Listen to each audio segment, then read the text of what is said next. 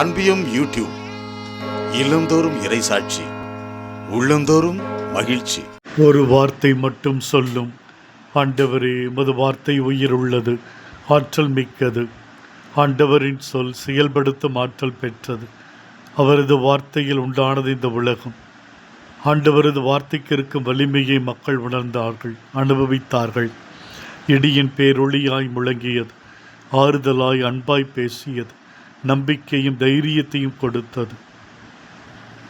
கண்டித்து திருத்த முயன்றது, மென்மையை அவர்களாய் வழிநடத்தியது. ஆண்டவரே, உமது வார்த்தையின் வலிமையை நூற்றுவ தலைவன் அறிந்திருந்தான். தகுதியற்ற என் வீட்டுக்குள் ஆண்டவர் பிரசன்னமாகி சமூகத்தீட்டுக்குள் தன்னை தகுதியற்றவராய் மாறக்கூடாது. ஆண்டவர் எப்பொழுதுமே தகுதியுள்ள தேவன். அவரது வார்த்தையின் வலிமை எனக்கு தெரியும் என்று நினைத்தான்.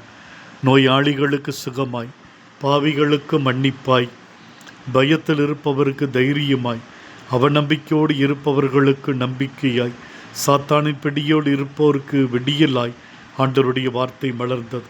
அவரது வார்த்தை போதனையாய் எத்தனையோ மக்களின் இதயங்களை ஊடுருவி சென்றது. ஆண்டவரே, நாங்களும் உமது வாழ்வு தரும் வார்த்தையை வலிமையை உணர்ந்திருக்கிறோம். உமது வார்த்தையை தினமும் படித்து தியானித்து அதன்படி எங்கள் வாழ்வை அமைத்து கொண்டு வாழ எங்களை ஒவ்வொரு நாளும் வழிநடத்தும் சுவாமி. ஆமென்.